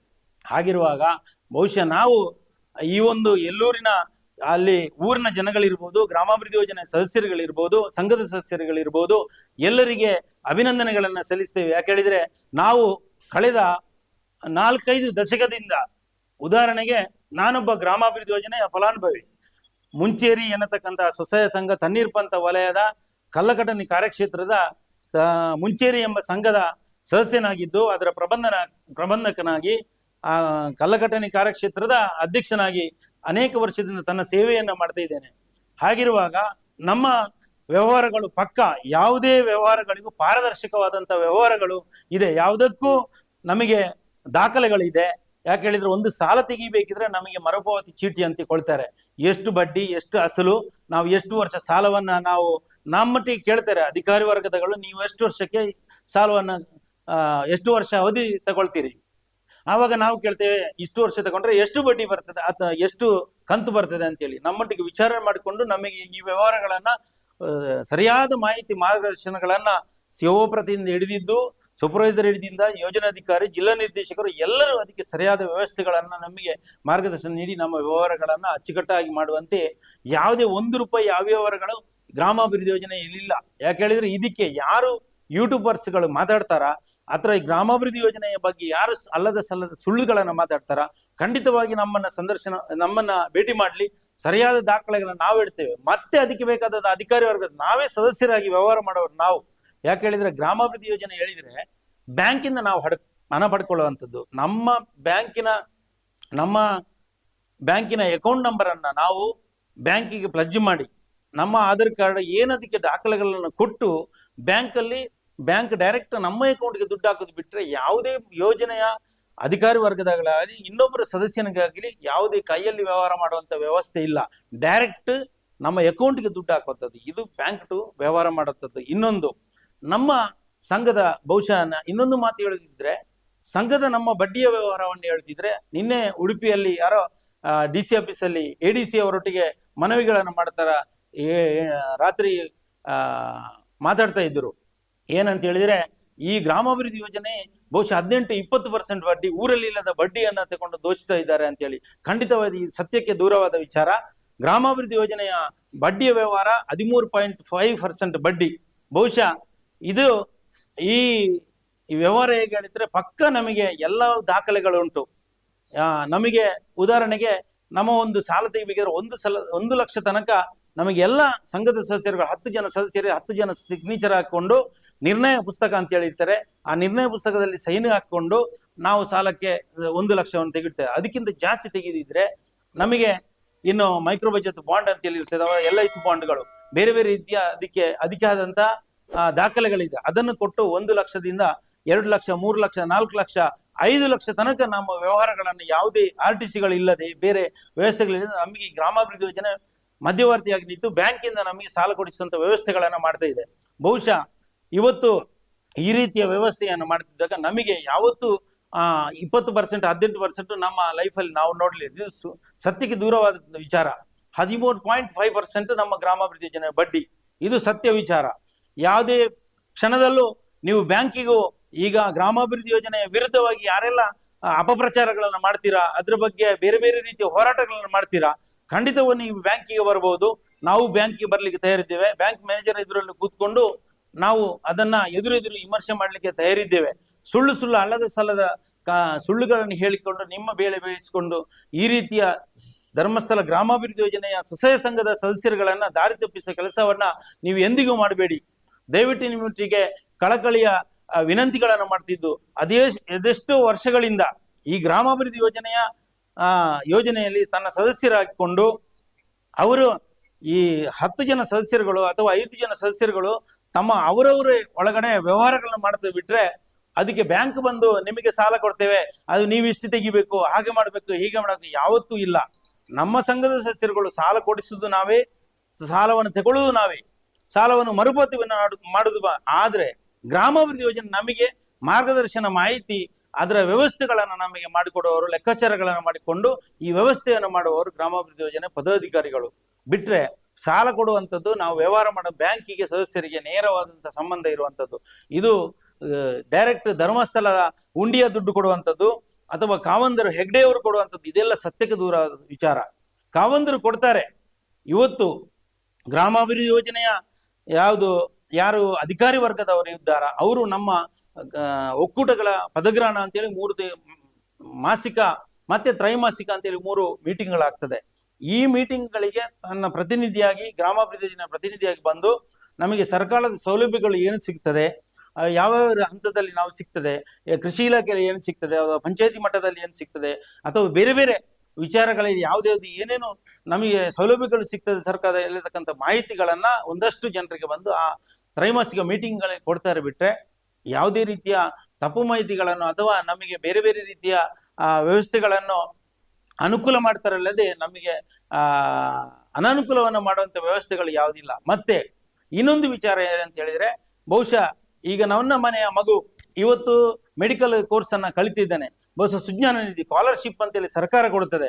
ಅದೇ ರೀತಿ ಗ್ರಾಮಾಭಿವೃದ್ಧಿ ಯೋಜನೆ ಸುಜ್ಞಾನ ನಿಧಿ ಅಂತೇಳಿ ಬಹುಶಃ ಆ ಮಗುವಿನ ಅಕೌಂಟಿಗೆ ಡೈರೆಕ್ಟ್ ಅಮೌಂಟ್ ತಿಂಗಳು ಬೀಳುವಂಥದ್ದು. ಅದು 1 ವರ್ಷ, 2 ವರ್ಷದ ಕೋರ್ಸ, 3 ವರ್ಷದ ಕೋರ್ಸ, 5 ವರ್ಷದ ಕೋರ್ಸ, ಅಲ್ಲ 6 ವರ್ಷದ ಕೋರ್ಸ, ಅಷ್ಟು ತನಕ ಆ 1,000ದಿಂದ 500ರಿಂದ 1,000 ತನಕ ಪ್ರತಿ ತಿಂಗಳು ಅವರ ವಿದ್ಯಾಭ್ಯಾಸಕ್ಕೆ ಸ್ಕಾಲರ್ಶಿಪ್ ಸರ್ಕಾರ ಏನು ಕೊಡ್ತದೆ, ಅದೇ ರೀತಿ ಸುಜ್ಞಾನ ನಿಧಿ ಕೊಡ್ತದೆ. ಅದೇ ರೀತಿ ನಾನೊಬ್ಬ ಸಂಘದ ಸದಸ್ಯನಿದ್ದಾಗ ನನ್ನ ಮನೆಯಲ್ಲಿ ಯಾರಿಗಾದ್ರೂ ಹುಷಾರಿಲ್ಲದಾದಾಗ ಅಥವಾ ನಾನು ಸಂಘದಲ್ಲಿ ವ್ಯವಹಾರ ಮಾಡ್ತಾ ಇದ್ದು ನನಗೆ ದುಡಿಲಿಕ್ಕೆ ನಾನು ಅಸಹಾಯಕನಾದಾಗ ಕಂತು ಕಟ್ಟಲಿಕ್ಕೆ ಇರ್ತದೆ. ಬಹುಶಃ ಆ ಹೊತ್ತಿನಲ್ಲಿ ನಮ್ಮ ಸಂಘದ ಅಧಿಕಾರಿ ವರ್ಗದವರು ಬಂದು ನಮ್ಮನ್ನ ವಿಚಾರಣೆ ಮಾಡಿ ನಮಗೆ ಅದರಲ್ಲೇ ಒಂದು ಮಾಶಾಸನ ಅಂತೇಳಿ ಕೊಡುವಂಥದ್ದು ಒಂದು ಕೊಡ್ತಾರೆ. 1,000 ತಿಂಗಳಿಗೆ ಮಾಶಾಸನ ಅಂತೇಳಿ ಕೊಡ್ತಾರೆ. ಅದೇ ರೀತಿ ಈಗ ಮಳೆಗಾಲದಲ್ಲಿ ನೆರೆ ಬಂದಾಗ, ವಿಪತ್ತು ಏನಾದರೂ ಸಮಸ್ಯೆಗಳು ಬಂದಾಗ ನಮ್ಮನ್ನು ಬಂದು ವಿಚಾರಿಸಿ ನಮಗೆ ಪರಿಹಾರ ಅಂತೇಳಿ ಕೊಡ್ತಾರೆ. 25,000 ತನಕ. ಇದು ಉದಾಹರಣೆಗೆ ಒಂದು ಮನೆಗೆ ಮರ ಬಿತ್ತು ಅಥವಾ ಏನಾದ್ರೂ ಈ ರೀತಿಯ ಘಟನೆಗಳು ನಡೆದಾಗ ನಮಗೆ ಈ ರೀತಿಯ ಪರಿಹಾರಗಳನ್ನು ಕೊಡ್ತಾರೆ. ಅದಲ್ಲದೆ ವಿಶೇಷವಾಗಿ ನಮಗೆ ಕೃಷಿ ಅಧಿಕಾರಿಗಳು ಅಂತೇಳಿ ನಮಗೆ ಈ ಗ್ರಾಮಾಭಿವೃದ್ಧಿ ಯೋಜನೆ ಅಂತ ಹೇಳಿದ್ರೆ ನಮ್ಮ ಜೀವನದಲ್ಲಿ ನಮ್ಮ ಜಾಗದಲ್ಲಿ ಕೃಷಿಗಳನ್ನು ಮಾಡತಕ್ಕಂಥದ್ದು, ನಮ್ಮ ವ್ಯವಹಾರಗಳನ್ನು ಮಾಡತಕ್ಕಂಥ ವಿಚಾರದಲ್ಲಿರುವಾಗ ಅದಕ್ಕೆ ಕೃಷಿ ಅಧಿಕಾರಿಗಳಲ್ಲಿ ಇಬ್ಬರು ಇದ್ದಾರೆ. ಅವರು ಬಂದು ನಮಗೆ ಕೃಷಿಯ ಬಗ್ಗೆ ಮಾಹಿತಿಗಳನ್ನು ಕೊಡ್ತಾರೆ, ಕೃಷಿಯ ಬಗ್ಗೆ ಅಧ್ಯಯನಗಳನ್ನ ಯೋಜನೆ ಮೂಲಕ ಮಾಡ್ತಾರೆ. ಈ ರೀತಿಯ ವ್ಯವಸ್ಥೆಗಳನ್ನು ಉದಾಹರಣೆಗೆ ನಮ್ಮ ಕೃಷಿ ಅಧ್ಯಯನಗಳನ್ನು ಬೇರೆ ಬೇರೆ ರೀತಿಯ ಒಳ್ಳೆ ರೀತಿಯ ಕೃಷಿಗಳನ್ನ ಮಾಡಲಿಕ್ಕೆ ಬೇರೆ ಬೇರೆ ಕಡೆ ಕರ್ಕೊಂಡೋಗಿ ಆ ಕೃಷಿಯನ್ನು ಯಾವ ರೀತಿ ಮಾಡ್ತಾರೆ ಅಂತ ಹೇಳಿ ಅವರೊಟ್ಟಿಗೆ ನಮಗೆ ಅವರ ತೋಟಕ್ಕೆ ಕರ್ಕೊಂಡೋಗಿ ಅಥವಾ ಅವರ ಫ್ಲಾಟಿಗೆ ಕರ್ಕೊಂಡೋಗಿ ಮಾಹಿತಿಗಳನ್ನು ಕೊಡ್ತಾರೆ. ಕೃಷಿ ಅಧ್ಯಯನ, ನಮ್ಮ ಒಕ್ಕೂಟಗಳಿಗೆ ಕೃಷಿ ಅಧಿಕಾರಿ ಅಂತೇಳಿ ವಿಶೇಷವಾಗಿ ಅಧಿಕಾರಿ ವರ್ಗದವರು ಇರ್ತಾರೆ. ಅವರು ಬಂದು ನಮಗೆ ಕೃಷಿಯ ಬಗ್ಗೆ ಅನೇಕ ರೀತಿಯ ಮಾಹಿತಿಗಳನ್ನು ಕೊಟ್ಟು ಮಾರ್ಗದರ್ಶನ ಮಾಡ್ತಾ ಇನ್ನೊಂದು ಒಳ್ಳೆ ರೀತಿಯ ಕೃಷಿ ಊರಲ್ಲಿ ಮಾದರಿಯಾಗಿ ಅಥವಾ ಕೃಷಿಯಲ್ಲಿ ತಾಲೂಕಿನ ಕೃಷಿ ಇಲಾಖೆಯಿಂದ ಪ್ರಶಸ್ತಿಗಳನ್ನು ಪಡ್ಕೊಂಡಿರ್ತಾರೆ ಅನೇಕ ಜನ, ಅಥವಾ ಒಳ್ಳೆ ರೀತಿಯ ಹೈನುಗಾರಿಕೆ ಈ ರೀತಿಯ ವ್ಯವಸ್ಥೆಗಳನ್ನ ನಮಗೆ ಮಾಹಿತಿ ಮಾರ್ಗದರ್ಶನ ಒಂದಷ್ಟು ಮಾದರಿಯಾಗಿ ಕೃಷಿ ಮಾಡುವ ಹಾಗೆ ನಮಗೆ ಮಾಹಿತಿಯನ್ನು ಕೊಡ್ತಾರೆ. ಅದೇ ರೀತಿ ನಮ್ಮ ಸ್ವಸಹಾಯ ಸಂಘದಲ್ಲಿ ಸಾಲಗಳನ್ನ ಪಡೆದು ಹೈನುಗಾರಿಕೆಯನ್ನು ನಾವು ಮಾಡ್ತೇವೆ. ಬಹುಶಃ ನಮ್ಮ ಊರಿನಲ್ಲಿ ಹಾಲ್ ಸೊಸೈಟಿ ಇದೆ. ಬಹುಶಃ ಹಾಲ್ ಸೊಸೈಟಿಗೂ ಇನ್ನು ಲಕ್ಷಾಂತರ ಸಹಾಯಧನವನ್ನು ಕೊಟ್ಟು ನಮ್ಮ ಊರಿನ ಸ್ವಸಹಾಯ ಸಂಘದವರು ಒಳ್ಳೆ ರೀತಿಯ ವ್ಯವಹಾರ ಮಾಡಲಿಕ್ಕೆ ಈ ಸೊಸೈಟಿಯ ಮೂಲಭೂತ ಸೌಕರ್ಯಕ್ಕೋಸ್ಕರ ಗ್ರಾಮಾಭಿವೃದ್ಧಿ ಯೋಜನೆ ಮೂಲಕ ಅಲ್ಲಿಗೂ ಅದೆಷ್ಟು ಲಕ್ಷ ಫಂಡ್ ಅನ್ನು ನೀಡಿ ಆ ಸೊಸೈಟಿ ವ್ಯವಹಾರ ಮಾಡಲಿಕ್ಕೆ ನಮಗೆ ಅನುಕೂಲ ಮಾಡ್ತಾರೆ ಈ ಗ್ರಾಮಾಭಿವೃದ್ಧಿ ಯೋಜನೆ. ಅದೇ ರೀತಿ ಇನ್ನು ಬೇರೆ ಬೇರೆ ನಮಗೆ ಶ್ರೀ ಪದ್ಧತಿ ಅಂತೇಳಿ ಭತ್ತ ಬೆಲೆ ಇರ್ತದೆ. ಈ ಶ್ರೀ ಪದ್ಧತಿ ಹೇಳಿದ್ರೆ ಬಹುಶಃ ಅನೇಕ ವರ್ಷಗಳ ಹಿಂದೆ ಇವತ್ತು 1 ಎಕರೆ ಜಾಗವನ್ನ ಕೃಷಿ ಮಾಡಬೇಕಿದ್ರೆ ಅದೆಷ್ಟೋ ಖರ್ಚುಗಳಿತ್ತು. ಆದ್ರೆ ಈಗ 1 ಎಕರೆ ಜಾಗವನ್ನ ಮಾಡಬೇಕಿದ್ರೆ ಕೇವಲ 10 ಸೇರು ಭತ್ತ ಇದ್ರೆ ಅದರಲ್ಲಿ ಒಂದು ಶ್ರೀ ಪದ್ಧತಿ 1 ಎಕರೆ ಜಾಗವನ್ನು ಮಾಡಿ ಕಡಿಮೆ ಖರ್ಚು ಮಾಡಿ ಅತಿ ಹೆಚ್ಚು ಆದಾಯವನ್ನು ಪಡೆಯುವಂತ ಅಥವಾ ಸುಲಭ ವಿಧಾನ. ಆ ಕೃಷಿಗಾಗಿ ನಾವು ಈಗ ಗದ್ದೆ ಉಳುಮೆ ಮಾಡಬೇಕಿದ್ರೆ ಟ್ರ್ಯಾಕ್ಟರ್ನ ವ್ಯವಸ್ಥೆ ಇರ್ಬೋದು ಅಥವಾ ಕೃಷಿ ಯಂತ್ರಗಳಿರ್ಬೋದು, ಇದು ಗ್ರಾಮಾಭಿವೃದ್ಧಿ ಯೋಜನೆ ಮೂಲಕ ನಮ್ಮ ಎಲ್ಲ ಸ್ವಸಹಾಯ ಸಂಘದ ಸದಸ್ಯರುಗಳಿಗೆ ಅದರಿಂದ ಅನುಕೂಲ ಆಗ್ತದೆ. ಅದೇ ರೀತಿ ನಮ್ಮ ಬೇರೆ ಬೇರೆ ಅನೇಕ ರೀತಿಯ ಇವತ್ತು ಬಹುಶಃ ನಮ್ಮ ಶಾಲೆಯ ಉದಾಹರಣೆಗೆ ನಮ್ಮ ಊರಿನಲ್ಲಿ ಒಂದು ಶಾಲೆ ಇದ್ರೆ ಅಲ್ಲಿ ಒಂದು ವಸತಿಯ ಕೊರತೆ ಇದ್ರೆ ಅಲ್ಲಿಗೂ ಒಂದು ಹೊಸ ಕಟ್ಟಡವನ್ನ ಕೊಡುವಂತ ವ್ಯವಸ್ಥೆಗಳನ್ನ ಗ್ರಾಮಾಭಿವೃದ್ಧಿ ಯೋಜನೆ ಮೂಲಕ ಮಾಡ್ತದೆ. ಅದೇ ಶಾಲೆಗೆ ಕಾಂಪೌಂಡ್ ವ್ಯವಸ್ಥೆಯನ್ನು ಮಾಡ್ತದೆ. ಅಥವಾ ಆ ಟೀಚರ್ಸ್ಗಳಲ್ಲಿ ಮಕ್ಕಳಿಗೆ ಟೀಚ್ ಮಾಡುವಾಗ ಟೀಚರ್ಸ್ಗಳು ಕಡಿಮೆ ಇದ್ದಾಗ ಮಕ್ಕಳು ಜಾಸ್ತಿ ಇದ್ರೆ ಆ ಜ್ಞಾನದೀಪ ಟೀಚರ್ ಅಂತೇಳಿ ಆ ಒಂದು ಶಾಲೆಗೆ ಆ ಟೀಚರ್ನ ವ್ಯವಸ್ಥೆಯನ್ನು ಮಾಡತಕ್ಕಂತ ನಮ್ಮ ಯೋಜನೆ ಮಾಡ್ತಾ ಇದೆ. ಅದೇ ರೀತಿ ಆ ಶಾಲೆಗೆ ಒಂದು ರಂಗಮಂದಿರ ವ್ಯವಸ್ಥೆಯನ್ನು ವಿಶೇಷವಾಗಿ ಆ ರಂಗಮಂದಿರಕ್ಕೆ ಅನುದಾನವನ್ನು ಕೊಡ್ತಕ್ಕಂಥ ವ್ಯವಸ್ಥೆ ಮಾಡ್ತದೆ. ಅಥವಾ ನಮ್ಮ ಊರಿನಲ್ಲಿ ಬಹುಶಃ ಬೇರೆ ಬೇರೆ ಅನೇಕ ರೀತಿಯ ಚಟುವಟಿಕೆಗಳಲ್ಲಿ ಈ ಗ್ರಾಮಾಭಿವೃದ್ಧಿ ಯೋಜನೆ ಖಾಲಿ ನಮ್ಮ ವ್ಯವಹಾರ ಮಾತ್ರ ಅಲ್ಲ, ಸಾಮಾಜಿಕವಾಗಿ, ಸಾರ್ವಜನಿಕವಾಗಿ, ಧಾರ್ಮಿಕವಾಗಿ, ಶೈಕ್ಷಣಿಕವಾಗಿ, ಸಾಮಾಜಿಕವಾಗಿ ಎಲ್ಲಾ ರಂಗದಲ್ಲೂ ಬಹುಶಃ ಈಗ ಒಂದು ದೇವಸ್ಥಾನ ಇದ್ರೆ ಬ್ರಹ್ಮಕಲಶೋತ್ಸವ ಜೀರ್ಣೋದ್ಧಾರ ಆಗ್ತಿದ್ರೆ ಅದಕ್ಕೆ ಲಕ್ಷ ಧರ್ಮಸ್ಥಾನ ಟ್ರಸ್ಟ್ ಅಂತ ಹೇಳಿದೆ. ಆ ಟ್ರಸ್ಟಿನ ಮೂಲಕ ಅದೆಷ್ಟೋ ಲಕ್ಷ ದೇಣಿಗೆಯನ್ನು ನೀಡತಕ್ಕಂಥ ಈ ಗ್ರಾಮಾಭಿವೃದ್ಧಿ ಯೋಜನೆ ಧರ್ಮಸ್ಥಾನ ಟ್ರಸ್ಟಿನ ಮೂಲಕ ಸಹಾಯಧನವನ್ನು ನೀಡತಕ್ಕಂಥದ್ದು. ಅದೇ ರೀತಿ ಈ ಚರ್ಚ್ ಇರ್ಬೋದು. ಈಗ ಉದಾಹರಣೆಗೆ ನಮ್ಮ ಆಸ್ಪಾಸಿನಲ್ಲಿ ಮೊಡಂತಿಯರ ಚರ್ಚು, ಅಲ್ಲಿಗೆ 5 ಲಕ್ಷ ರೂಪಾಯಿ ಆ ಚರ್ಚಿನ ಅಭಿವೃದ್ಧಿಗೋಸ್ಕರ ಇಂಟರ್ಲಾಕ್ ಇರ್ಬೋದು, ಕಾಂಪೌಂಡ್ ವ್ಯವಸ್ಥೆ ಇರ್ಬೋದು, ಅಥವಾ ಇನ್ನಿತರ ಆ ಚರ್ಚಿನ ನಿರ್ವಹಣೆಯ ಬಗ್ಗೆ 5 ಲಕ್ಷ ರೂಪಾಯಿ ಒಂದು ಸಹಾಯಧನವನ್ನು ನೀಡಿದಂತ ವ್ಯವಸ್ಥೆ. ಅಥವಾ ಮಸೀದಿಗಳಿಗೆ ಇಂಟರ್ಲಾಕ್ ಹಾಕಲಿಕ್ಕೆ, ಅದು ಕಾಂಪೌಂಡ್ ವ್ಯವಸ್ಥೆಗೆ ಹಾಕಲಿಕ್ಕೆ, ಇನ್ನಿತರ ಜಾತ್ಯತೀತವಾಗಿ, ಧರ್ಮಾತೀತವಾಗಿ, ರಾಜಕೀಯ ರಹಿತವಾಗಿ ಎಲ್ಲ 10 ತಾಯಿಯ ಮಕ್ಕಳು, 10 ಜಾತಿಯವರು, ಸರ್ವಧರ್ಮಗಳನ್ನ ಒಗ್ಗೂಡಿಸ್ತಾ ಈ ಒಂದು ಸಂಘದಲ್ಲಿ ವ್ಯವಹಾರ ಮಾಡುತ್ತಾ ಎಲ್ಲ ಧಾರ್ಮಿಕ ಶ್ರದ್ಧಾ ಕೇಂದ್ರಗಳಿಗೆ ಸಹಾಯಗಳನ್ನು ನೀಡುತ್ತಾ ಅದೇ ರೀತಿ ಅವರ ಈ ರೀತಿಯ ಚಟುವಟಿಕೆಗಳನ್ನು ಮಾಡ್ತಾ, ಅದೇ ರೀತಿ ಉದಾಹರಣೆಗೆ ಸುರಕ್ಷಾ ಎನ್ನತಕ್ಕಂಥ ಒಂದು ನಮ್ಮ ಯೋಜನೆಯ ಕಾನ್ಸೆಪ್ಟ್ ಇದೆ. ಬಹುಶಃ ಒಂದು ಮೆಂಬರಿಗೆ 1,000, ಇತ್ತೀಚೆಗೆ ಮೊದಲು 750 ರೂಪಾಯಿ ಇತ್ತು, ಈಗ 1,000 ಅದು ಚಿಲ್ಲರೆ ಆಗಿದೆ. ಬಹುಶಃ ಒಂದು ಪ್ಯಾಕೇಜ್ 6 ಜನದ ಒಂದು ಪ್ಯಾಕೇಜ್ ಬಹುಶಃ 1,20,000 ಒಂದು ಪ್ಯಾಕೇಜ್ ಅಲ್ಲಿ 1,20,000 ತನಕ ಒಂದು ಪ್ಯಾಕೇಜ್ ಅಲ್ಲಿ ನಮಗೆ ಸುರಕ್ಷಾವನ್ನ ಕ್ಲೈಮ್ ಆಗ್ತದೆ. ಬಹುಶಃ 6 ಜನರಿಗೆ 6,000 ವರ್ಷಕ್ಕೆ ನಾವು ಕಟ್ಟತಕ್ಕಂಥದ್ದು. ಆದ್ರೆ 1,20,000 ಅಲ್ಲಿ ನಮಗೆ 1,14,000 ರೂಪಾಯಿ ನಮಗೆ ಆ ಸುರಕ್ಷಾ ಸಂಸ್ಥೆಯು ನಮಗೆ ಭರಿಸ್ತದೆ. ಅದಕ್ಕೆ ಲಿಮಿಟ್ ಇಲ್ಲ. ಬಹುಶಃ 6 ಜನ ಸದಸ್ಯರು ಇದ್ರೆ 6 ಜನರಿಗೆ ಸಿಗ್ತದೆ. ಅಲ್ಲ, ಮನೆಯಲ್ಲಿ ಒಬ್ಬನಿಗೆ ಹುಷಾರಿಲ್ಲದೆ ಎಷ್ಟು ಸರಿ ಆ ದುಡ್ಡು ಎಷ್ಟು ಉಂಟು ಅಷ್ಟು ದುಡ್ಡು ತನಕ ನಮ್ಮ ಹಾಸ್ಪಿಟಲ್ ಅಲ್ಲಿ ಸದಾ ನಾವು ಅಡ್ಮಿಟ್ ಆಗಿ ನಮ್ಮ ಆರೋಗ್ಯವಾದ ಸುರಕ್ಷತೆಗೆ ಈ ಒಂದು ಸುರಕ್ಷಾ ಅನುಕೂಲ ಆಗ್ತದೆ. ಅದಲ್ಲದೆ ಬಹುಶಃ ಸುರಕ್ಷೆ ಅನ್ನತಕ್ಕಂಥ ಈ ಒಂದು ವ್ಯವಸ್ಥೆಯಲ್ಲಿ ಬಹುಶಃ STM ಹಾಸ್ಪಿಟಲ್ ಉಜಿರೆಯಲ್ಲಿ ಉಂಟು. ಬಹುಶಃ ಈ ಒಂದು ಹಾಸ್ಪಿಟಲ್ ಅಲ್ಲಿ ಈ ನಮ್ಮ ಸಂಘದ ಸದಸ್ಯರುಗಳು ಯಾವುದೇ ಚೆಕಪ್ಗಳನ್ನು ಮಾಡಬೇಕಿದ್ರೆ ಸಂಘದ ಕಾರ್ಡ್ ಮತ್ತೆ ನಮ್ಮ ಆಧಾರ್ ಕಾರ್ಡು, ರೇಷನ್ ಕಾರ್ಡು ಇದನ್ನ ಕೊಂಡೋಗಿ ಕೊಟ್ಟಾಗ ಡಾಕ್ಟರ್ ಯಾವುದು ತಪಾಸಣೆ ಶಿಬಿರ ಖರ್ಚು ವೆಚ್ಚ ಇರ್ಬೋದು ಅಥವಾ ಎಲ್ಲ ವಿಚಾರಗಳು ನಮಗೆ ಫ್ರೀ ಆಗುವಂಥದ್ದು. ECG ಇರ್ಬೋದು ಅಥವಾ ಎಕ್ಸ್ರಾ ಇರ್ಬೋದು ಅಥವಾ ಬ್ಲಡ್ ಟೆಸ್ಟ್ ಇರ್ಬೋದು ಅಥವಾ ಇನ್ನಿತರ ನಮ್ಮ ಜೀವನದ ಏನೇನೋ ಬೇರೆ ಬೇರೆ ಟೆಸ್ಟ್ಗಳು ಇರ್ತದ ಅವೆಲ್ಲವನ್ನ ಫ್ರೀ ಮಾಡತಕ್ಕಂಥ ಇವತ್ತು ನಮಗೆ ಈ ವ್ಯವಸ್ಥೆಗಳನ್ನ ಈ ಗ್ರಾಮಾಭಿವೃದ್ಧಿ ಯೋಜನೆ ಮೂಲಕ ನಾವು ಪಡ್ಕೊಳ್ತೇವೆ. ಇನ್ನು ಅನೇಕ ರೀತಿಯ ವ್ಯವಸ್ಥೆಗಳನ್ನ ಈ ಗ್ರಾಮಾಭಿವೃದ್ಧಿ ಖಾಲಿ ಒಂದು ಬಡ್ಡಿಯ ವ್ಯವಹಾರ ಮಾತ್ರ ಅಲ್ಲ. ಯಾವತ್ತು ನಾನು ಹೇಳುದು, ಒಂದು ಬ್ಯಾಂಕಲ್ಲಿ ಹೋಗಿ ನನಗೆ 1 ಲಕ್ಷ ಬೇಕಿದ್ರೆ 2 RTC ಕೊಡಬೇಕು ಅಥವಾ ಇನ್ನೊಬ್ರು ಚೆಕ್ ಇದ್ದವರು ಕೊಡಬೇಕು. ಅದರ ನಂತರ ನನಗೆ ಇನ್ಕಮ್ ಏನುಂಟು ಅಂತೇಳಿ ಇನ್ಕಮ್ ಸರ್ಟಿಫಿಕೇಟ್ ಮಾಡಿ ಕೊಡಬೇಕು. ಅದರ ನಂತರ ನಾವು ಈ 1 ಲಕ್ಷ ಸಾಲ ಸಿಕ್ಕಿದ್ರೆ ಅದನ್ನು ರಿಜಿಸ್ಟರ್ ಆಫೀಸ್ ಹೋಗಿ ನನ್ನ RTCಗೆ ನಾನು ರಿಜಿಸ್ಟರ್ ಮಾಡಿಸ್ಬೇಕು. ಅಥವಾ ಅದಕ್ಕೊಬ್ರು ಉದಾಹರಣೆ ಇಂಜಿನಿಯರ್ ಮೂಲಕ ಅದಕ್ಕೆ ಎಸ್ಟಿಮೇಟ್ ಮಾಡಿಸ್ಬೇಕು. ಅನೇಕ ಪ್ರೊಸೀಜರ್ಗಳಿದೆ. ಬಹುಶಃ ನಮ್ಮದ್ರಲ್ಲಿ 1 ಲಕ್ಷದಿಂದ 5 ಲಕ್ಷ ತನಕ ದುಡ್ಡು ನಾವು ತಗೊಳ್ಬೇಕಿದ್ರೆ ಯಾವುದೇ ರೀತಿಯ ಪೇಪರ್ ಚಾರ್ಜ್ ಇಲ್ಲ, ಯಾವುದೇ ರೀತಿಯ ನಮಗೆ ಬೇರೆ ಬೇರೆ ರೀತಿಯ ಖರ್ಚು ವೆಚ್ಚಗಳು ಯಾವುದಿಲ್ಲ. ತಕ್ಷಣ 1 ವಾರದಲ್ಲಿ ನಮಗೆ ಸಂಘದಲ್ಲಿ ನಾವು ನಿರ್ಣಯ ಮಾಡಿಕೊಂಡು ನನಗೆ ಒಂದು ಸಾಲ ಬೇಕು ಅಂತೇಳಿ ಸಂಘದಲ್ಲಿ ವಾರದ ಬಹುಶಃ ಸೋಮವಾರದಿಂದ ಆದಿತ್ಯವಾರವರೆಗೆ ಯಾವ ಹೊತ್ತಿಗೂ ನಮ್ಮ ಟೈಮಿಗೆ ನಾವು ಸಂಘವನ್ನ ಸೇರುತ್ತಾ ನಿರ್ವಹಣೆ ಮಾಡ್ತಿರ್ತೇವೆ. ಆವಾಗ ನಮಗೆ ಸಂಘದಲ್ಲಿ ಕೂತು ಸಾಲ ಬೇಕಂತೇಳಿ ಬೇಡಿಕೆಯನ್ನಿಟ್ಟಾಗ ಎಲ್ಲರೂ ಚರ್ಚಿಸಿ ನಿರ್ಣಯ ಮಾಡ್ಕೊಳ್ತೇವೆ. ನಿರ್ಣಯ ಪುಸ್ತಕದಲ್ಲಿ ಈ ನಿರ್ಣಯ ಪುಸ್ತಕವನ್ನು ಯೋಜನೆ ಕೊಡ್ತದೆ ನಮಗೆ. ನಿರ್ಣಯ ಪುಸ್ತಕ ನಮಗೆ ಹಿಡುವಳಿ ಪುಸ್ತಕ ಅಂತ ಹೇಳಿದ್ರೆ, ಹಿಡುವಳಿ ಅಂತ ಹೇಳಿದ್ರೆ ನಮ್ಮ ಇಡೀ ವರ್ಷದ ಒಂದು ವ್ಯವಸ್ಥೆಗಳು ಏನಂತೇಳಿ ನಾವು ಸಾಲ ತೆಗಿತೇವೆ, ಯಾವುದಕ್ಕೆ ನಾವು ಸಾಲವನ್ನು ತೆಗೆದು ಇನ್ವೆಸ್ಟ್ ಮಾಡ್ತೇವೆ ಅಂತೇಳಿ ನಮ್ಮ ಒಂದು ವರ್ಷದ ವ್ಯವಸ್ಥೆಗಳಿರ್ತದೆ, ಹಿಡುವಳಿ ಇರ್ತದೆ. ಯಾವುದಕ್ಕೆ ಸಾಲ, ಈ ವರ್ಷ ನಾವು ಮಗಳಿಗೆ ಮದುವೆ ಮಾಡಬೇಕು ಅಥವಾ ನಮ್ಮ ಕೃಷಿಗೆ ಒಂದು ಸಸಿಗಳನ್ನು ನೆಡಬೇಕು ಅಥವಾ ಬೋರ್ವೆಲ್ ಅನ್ನು ತೆಗಿಬೇಕು ಅಥವಾ ಪಂಪ್ ಸೆಟ್ ಹಾಕಬೇಕು ಅಥವಾ ಮನೆ ಕಟ್ಟಬೇಕು ಅಥವಾ ಹಟ್ಟಿ ರಚನೆ ಮಾಡಬೇಕು, ಅದನ್ನು ಟಾಯ್ಲೆಟ್ ಕಟ್ಟಬೇಕು. ಈ ರೀತಿಯ ಬೇರೆ ಬೇರೆ ವ್ಯವಸ್ಥೆಗಳು ಆ ಹಿಡುವಳಿನ ನಾವು ವರ್ಷದ ವಾರ್ಷಿಕ ಯೋಜನೆಗಳನ್ನು ಹಾಕೊಂಡು ಆ ರೀತಿ ನಾವು ವ್ಯವಹಾರಗಳನ್ನು ಮಾಡ್ತಾ ಇರೋದು. ಈ ರೀತಿಯ ವ್ಯವಹಾರಗಳನ್ನು ಗ್ರಾಮಾಭಿವೃದ್ಧಿ ನಮಗೆ ಮಾಹಿತಿ ಮಾರ್ಗದರ್ಶನ ನಮ್ಮ ಜೀವನದಲ್ಲಿ ಅಭಿವೃದ್ಧಿ ಮಾಡಿದೆ. ಹಾಗೆ ನಾನು ಹೇಳಿದಾಗೆ ಬ್ಯಾಂಕಿನಲ್ಲಿ ಸಾಲ ತೆಗಿಬೇಕಿದ್ರೆ ಇವತ್ತು ಎಸ್ಟಿಮೇಟ್ ಬೇಡಬೇಕು.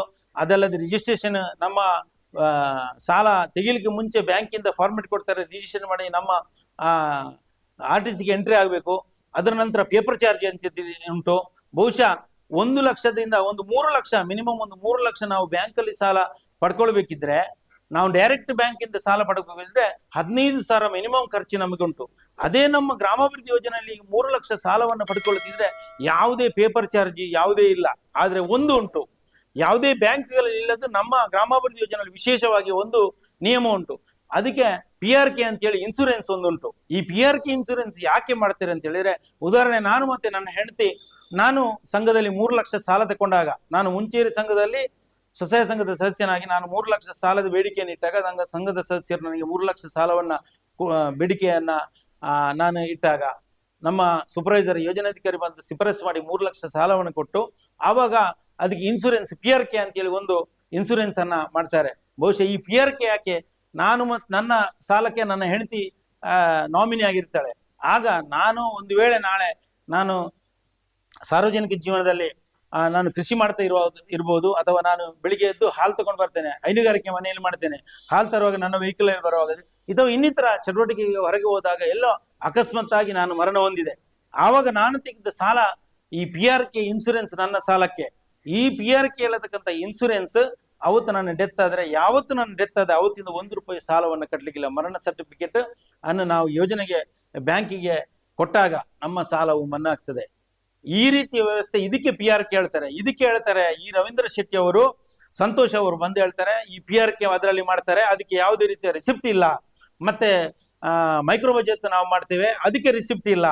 ಮತ್ತೆ ಸುರಕ್ಷೆ ಮಾಡ್ತೀವಿ, ಅದಕ್ಕೆ ರಿಸಿಪ್ಟ್ ಇಲ್ಲ. ಬಹುಶಃ ನಾನು ಹೇಳ್ತೇನೆ ರವೀಂದ್ರ ಶೆಟ್ಟಿ ಅವರೇ, ನೀವು ಸಂಘದಲ್ಲಿ ಅನೇಕ ವರ್ಷದಿಂದ ವ್ಯವಹಾರ ಮಾಡ್ತಾ, ಸಂತೋಷ್ ಶೆಟ್ಟಿ ಅವರೇ ಅನೇಕ ವರ್ಷದಿಂದ ವ್ಯವಹಾರ ಮಾಡ್ತಾ, ನೀವು 5 ಲಕ್ಷ ರೂಪಾಯಿ ಸಿಡ್ಬಿ ಸಾಲವನ್ನ ಸಂತೋಷ್ ಶೆಟ್ಟಿ ಕಡವದವರು ತಗೊಂಡು ರವೀಂದ್ರ ಶೆಟ್ಟಿ ಅವರು ನೀವೇ ಯೂಟ್ಯೂಬ್ ಅಲ್ಲಿ ಹೇಳಿದ್ದು, ನಾನು ಹೀಗೆ ಸಾಲ ಪಡ್ಕೊಂಡೆ, ನಾನು ನಿಮ್ಮ ಸಂಘಕ್ಕೆ ಬಂದು ವಿಚಾರಿಸಿದವಲ್ಲ, ನಿಮ್ಮ ಮಾತನ್ನ ನಾವು ಕಣ್ಣಲ್ಲಿ ನೋಡಿ ಕಿವಿಯಲ್ಲಿ ಕೇಳಿದ ನಂತರ ನಾನು ಮಾತಾಡುದು. ಸಂಘದಲ್ಲಿ ನಮಗೆ ಸಾಲ ಪಡ್ಕೊಂಡು ನೀವು ಕಟ್ಟದೆ ಇವತ್ತು ಈ ರೀತಿಯ ಯೋಜನೆಯಿಂದ ಫಲಾನುಭವಿಗಳಾಗಿ ಯೋಜನೆಯಿಂದ ಸಹಕಾರಗಳನ್ನ ಪಡೆದು ಸಾಲಗಳನ್ನು ಪಡೆದು ಸಾಲವನ್ನ ಕಟ್ಟದೆ ಇನ್ನೊಬ್ಬರನ್ನ ದಾರಿ ತಪ್ಪಿಸ್ತಾ ಸಮಾಜದಲ್ಲಿ ಘಾತುಕ ಕೆಲಸಗಳನ್ನ ಮಾಡ್ತೀರಿ. ಬಿಟ್ರೆ ಒಳ್ಳೆ ಕೆಲಸ ನೀವು ಮಾಡೋದಲ್ಲ, ದೇವ್ರು ಮಚ್ಚಂತ ಕೆಲಸ ಇದಲ್ಲ. ಯಾಕೆ ಹೇಳಿದ್ರೆ ಸಾವಿರಾರು ಲಕ್ಷಾಂತರ ಜನ ಇವತ್ತು ಉದಾಹರಣೆ ಬೆಳ್ತಂಗಡಿ ತಾಲೂಕಲ್ಲಿ 85 ಸಾವಿರ ಜನ ಈ ಗ್ರಾಮಾಭಿವೃದ್ಧಿ ಯೋಜನೆಯಲ್ಲಿ ತನ್ನ ಜೀವನವನ್ನ ನಿರ್ವಹಣೆ ಮಾಡ್ತಾ ಇದ್ದಾರೆ, ಸ್ವಾವಲಂಬಿಯಾಗಿ ಬದುಕ್ತಾ ಇದ್ದಾರೆ. ಯಾವತ್ತು ಯಾರ ಮನೆಗೆ ಹೋಗಿ ಜಪ್ತಿ ಮಾಡಿದ್ದಿಲ್ಲ. ಯಾರೋ ಒಬ್ಬ ನೀವೇ ಹೇಳಿಕೊಟ್ಟು ಅವರನ್ನು ಪ್ರೇರಣೆ ಕೊಟ್ಟು ನೀವು ನಾನು ಬರ್ತೇವೆ, ನೀವು ಹೇಳಿದಲ್ಲ ನಾವು ನಿಮ್ಮೊಟ್ಟಿಗೆ ಪ್ರೇರಣೆ ಕೊಟ್ಟಿದ್ದಲ್ಲ, ನೀವೇ ಹೇಳಿದ ಅಂತೇಳಿ ಸಂದರ್ಶನ ಮಾಡ್ತೀರಿ. ನೀವು ಒಬ್ಬ ಬುದ್ಧಿವಂತ ವಿದ್ಯಾವಂತನಿಗೆ ನೀವು ಸಂದರ್ಶನ ಮಾಡುವಾಗಲೇ ಗೊತ್ತಾಗ್ತದೆ ಅವರಿಗೆ ಯಾವ ರೀತಿಯ ಪ್ರೇರಣೆ ಕೊಟ್ಟು ದಬಾಳಿಕೆ ಮಾಡಿ ನೀವು ಅವರೊಟ್ಟಿಗೆ ಸಂದರ್ಶನ ಮಾಡಿಸ್ತೀರಿ ಅಂತೇಳಿ ನಮಗೆ ಗೊತ್ತಾಗ್ತದೆ. ಹಾಗಿರುವಾಗ ದಯವಿಟ್ಟು ನೀವು ಸಾಲಗಳನ್ನ ಪಡ್ಕೊಂಡು ಈ ರೀತಿಯ ಸೌಲಭ್ಯಗಳನ್ನ ಪಡ್ಕೊಂಡು ಇವತ್ತು ಆ ಬಡ ಸ್ಥಿತಿಯಿಂದ ಸ್ವಲ್ಪ ಉನ್ನತ ಮಟ್ಟಕ್ಕೆ ಬಂದ ನಂತರ ಈ ರೀತಿಯ ಷಡ್ಯಂತರಗಳನ್ನ ಮಾಡ್ತಿದ್ರ. ಜಯಂತ್ ಶೆಟ್ಟಿ ಅವರೇ, ಅದೇ ರೀತಿ ಸಂತೋಷ್ ಶೆಟ್ಟಿ ಅವರೇ, ರವೀಂದ್ರ ಶೆಟ್ಟಿ ಅವರೇ, ದಯವಿಟ್ಟು ಮೊನ್ನೆ ನೀವು ಎಲ್ಲೂರಿಗೆ ಹೋಗಿ ಅಲ್ಲಿಯ ಆರತಿ ಮತ್ತೆ ಸಂತೋಷ್ ಅವರಿಗೆ ಆ ಶ್ರದ್ಧಾ ಸಂಘ ಮತ್ತೆ ಇನ್ನು ಮಹೇಶ್ವರ ಸಂಘದ ಸದಸ್ಯರು ಅನೇಕ ವರ್ಷದಿಂದ ಅವರು ತನ್ನ ಜೀವನದಲ್ಲಿ ವ್ಯವಹಾರಗಳನ್ನು ಮಾಡ್ತಾ ಪ್ರಗತಿಯನ್ನು ಹೊಂದಿರ್ತಾರೆ. ಬಹುಶಃ ಈ ವ್ಯವಹಾರದಲ್ಲಿ ನೋಡಿ, ನಾವೀಗ ಉಳಿತಾಯವನ್ನು ಕಟ್ಟಿದ್ರೆ ನಮಗೆ ನಮ್ಮ ಉಳಿತಾಯಕ್ಕೂ ಬಡ್ಡಿ ಸಿಗ್ತದೆ. ವರ್ಷಕ್ಕೆ ನಮಗೆ 3 ವರ್ಷಕ್ಕೆ ಒಂದ್ಸರಿ ಲಾಭಾಂಶ ಅಂತೇಳಿ ಬರ್ತದೆ. ನಮಗೆ ಬಹುಶಃ ಕಳೆದ ಸರಿ 3 ವರ್ಷಕ್ಕೆ ಮುಂಚೆ ನನ್ನ ಸಂಘಕ್ಕೆ ನನಗೆ ಲಾಭಾಂಶ 9,000 ಚಿಲ್ಲರೆ ಲಾಭಾಂಶ ಬರದೆ 3 ವರ್ಷದಲ್ಲಿ ವ್ಯವಹಾರ ಮಾಡಿ 9,000 ಲಾಭಾಂಶವನ್ನು ನಾನು ಪಡ್ಕೊಂಡಿದ್ದೇನೆ. ಅದೇ ರೀತಿ ನಾವು 10 ಜನ ಸದಸ್ಯರಿದ್ದೇವೆ. ಆಗ ನೀವು ಯೋಚನೆ ಮಾಡಿ, ನಮಗೆ ಎಷ್ಟು 90,000 ಲಾಭಾಂಶ ನಮ್ಮ ಸಂಘಕ್ಕೆ ಬಂದಿರ್ತದೆ. ಇದು ನಾವು ಮಾಡಿದ ವ್ಯವಹಾರದಲ್ಲಿ ಬ್ಯಾಂಕ್ ನಮಗೆ ಲಾಭಾಂಶವನ್ನು ಕೊಡ್ತದೆ. ಅನೇಕ ವಿಚಾರಗಳು ಸಂಜೆ ತನಕ ಹೇಳುದಿದ್ರೆ ಈ ವಿಚಾರ ಇದನ್ನೆಲ್ಲ ನೀವು ತೋರಿಸಿ. ಕೇವಲ 20% ಬಡ್ಡಿ, 18% ಬಡ್ಡಿ ಅವರಿಗೆ ಒತ್ತಡ ಮಾಡ್ತಾರೆ. ಬಡ್ಡಿ ಬಡ್ಡಿ ಬಡ್ಡಿ ಎಷ್ಟು ಸಾಲ ತಗೊಳ್ಬೇಕಂತ ಒತ್ತಡ ಮಾಡ್ತಾರೆ. ಯಾರು ಎಂದು ಒತ್ತಡ ಮಾಡೋದಿಲ್ಲ. ಯಾವತ್ತು ಅವರ ಬೇಡಿಕೆ ಅವರೇ ಇಡುದು, ಅವರು ಸಾಲ ಪಡ್ಕೊಡುದು. ಯೋಜನಾಧಿಕಾರಿ ಕೊಡುದಿಲ್ಲ, ಸೂಪರ್ವೈಸರ್ ಕೊಡುದಲ್ಲ. ನಮ್ಮ ಸಂಘದಲ್ಲಿ ನಾವೇ ಸಾಲವನ್ನ ಪಡ್ಕೊಳ್ಳೋದು, ನಾವೇ ಕಟ್ಟೋದು. ಈ ರೀತಿಗೆ ವ್ಯವಸ್ಥೆಗಳನ್ನ ಬ್ಯಾಂಕಿಂದ ಭರಿಸಲಿಕ್ಕೆ ಮಧ್ಯವರ್ತಿಗೆ ಕೆಲಸ ಮಾಡೋದು ಯೋಜನೆ ಬಿಟ್ರೆ ಬೇರೆ ಯಾವುದೇ ಒತ್ತಡಗಳನ್ನಾಗಿದೆ. ಹಾಗಿರುವಾಗ ಸಂತೋಷರೇ ಮತ್ತೆ ರವೀಂದ್ರರೇ, ಮೊನ್ನೆ ಹೋಗಿ ಎಳ್ಳೂರಿನಲ್ಲಿ ನೀವು ಈ ರೀತಿಯ ಹುನ್ನಾರವನ್ನ ಮಾಡಿದಿರಿ. ಅವರನ್ನ ದಾರಿ ತಪ್ಪಿಸುವಂತ, ಅವರಿಗೆ ಬೇರೆ ಬೇರೆ ರೀತಿಯ ಸುಳ್ಳು ತಪ್ಪು ಮಾಹಿತಿಗಳ ಕೊಟ್ಟು ಒಳ್ಳೆ ರೀತಿಯ ವ್ಯವಹಾರಗಳನ್ನು ಮಾಡಿದವರಿಗೆ ಆ ಊರಲ್ಲಿ ಅಶಾಂತಿಯ ವಾತಾವರಣ, ಆ ಊರಲ್ಲಿ ಒಳ್ಳೆ ರೀತಿಯ ಅಭಿವೃದ್ಧಿ ಹೊಂದತಕ್ಕಂತ ಆ ಊರಿಗೆ ನೀವು ಮಾರಕವಾಗಿ ಕೆಲಸ ಮಾಡಬೇಡಿ. ದಯವಿಟ್ಟು ಇದನ್ನು ನಿಲ್ಲಿಸಿ. ನೀವು ಆ ಊರಿನವರು ನಿಮಗೆ ಮೊನ್ನೆ ಹೋದಾಗ ಆ ಊರಿನವರೆಲ್ಲ ಸೇರಿ ನಿಮಗೆ ಗೆರವನ್ನ ಹಾಕಿದ್ದಾರೆ. ಆ ಗೆರವು ಹಾಕಿ ನಿಮ್ಮನ್ನಿಂದ ಜಾಗ ಖಾಲಿ ಮಾಡಿಸಿದ್ದಾರೆ. ಅವರಿಗೆ ಅಭಿನಂದನೆಗಳನ್ನ ಆ ಊರಿನ ಎಲ್ಲೂರಿನ ಎಲ್ಲ ನಾಗರಿಕ ಬಂಧುಗಳಿಗೆ ಮತ್ತು ಸ್ವಸಹಾಯ ಸಂಘದವರಿಗೆ ನಾನು ಅಭಿನಂದನೆಗಳನ್ನು ಸಲ್ಲಿಸ್ತಾ ನಮ್ಮ ತಣ್ಣೀರು ಪಂಥ ವಲಯದ ಪ್ರಗತಿ ಬಂಧು ಸ್ವಸಹಾಯ ಸಂಘಗಳ ಎಲ್ಲ ಸದಸ್ಯರ ಪರವಾಗಿ ಅಭಿನಂದನೆಗಳನ್ನ ಸಲ್ಲಿಸ್ತಿದ್ದೇನೆ. ಅದೇ ರೀತಿ ಇನ್ನೊಂದು ಮಾತು ಹೇಳ್ತಾರೆ, ಅವರಿಗೆ ಈಗಾಗಲೇ ಬಹುಶಃ ಮಂಗಳೂರಿನಲ್ಲಿರ್ಬೋದು, BC ರೋಡ್ ಇರ್ಬೋದು, ಅಥವಾ ಕಾರ್ಕಳದಲ್ಲಿರ್ಬೋದು, ಅಥವಾ ಮೂಡುಬಿದ್ರೆಯಲ್ಲಿ ಇರ್ಬೋದು, ಅಥವಾ ಇನ್ನು ಶೃಂಗೇರಿ ಎಲ್ಲ ಕಡೆ ಅವರಿಗೆ ಸ್ಟೇಷನ್ ಅಲ್ಲಿ ಅವರಿಗೆ ಖಂಡಿತವಾಗಿ ಅವರ ಮೇಲೆ ಕೇಸ್ಗಳಾಗಿದೆ, ಅವರ ಮೇಲೆ FIR ಸುಳ್ಳು ಹೇಳ್ತಾರೆ. ಯೂಟ್ಯೂಬ್ ಅಲ್ಲಿ ಸುಮ್ಮನೆ ಅಪಪ್ರಚಾರ ಮಾಡ್ತಾರೆ. ನಮಗೆ ಯಾವುದೇ ರೀತಿಯ ಸುಳ್ಳು ಕೇಸ್ಗಳಾಗ್ಲಿಲ್ಲ. ನಮಗೆ ಯಾವ ರೀತಿಯ ಸಂಘಕ್ಕೆ ನಾವು ಸಂಘದ ಸದಸ್ಯರುಗಳು ಸಾಲ ಕಟ್ಟದಾಗೆ ಒತ್ತಡ ಹಾಕಬಾರದು, ಯೋಜನಾಧಿಕಾರಿಗೆ ಹೋಗಬಾರದು, ಪದಾಧಿಕಾರಿಗೆ ಹೋಗಬಾರದು. ಎಲ್ಲ ನಿರ್ದೇಶನ ಕೊಟ್ಟಿದ್ದಾರೆ SP ಅವರು ಅಥವಾ SA ಅವರು, ಸರ್ಕಲ್ ಇನ್ಸ್ಪೆಕ್ಟರ್ ಅವರು ಅಂತ ಹೇಳ್ತಾರೆ. ಖಂಡಿತವಾಗಿ ಸತ್ಯಕ್ಕೆ ದೂರವಾದ ವಿಚಾರ. ಮೊನ್ನೆ ಕೌಂಟರ್ ಕೇಸ್ ಇಬ್ಬರಿಗೆ ಆಗಿದೆ. ಮೊನ್ನೆ ಉಡುಪಿಯಲ್ಲಿ ಈಗ ಅಜ್ಜರಕಾಡಲ್ಲಿ ಅಡ್ಮಿಟ್ ಆದಂತ ಸಂತೋಷ್ ಮತ್ತೆ ಯಾರಿಗೆ ಇಬ್ಬರು ಪಾರ್ಟಿ ಅವರಿಗೆ ಕೌಂಟರ್ ಕೇಸ್ ಆಗಿದೆ.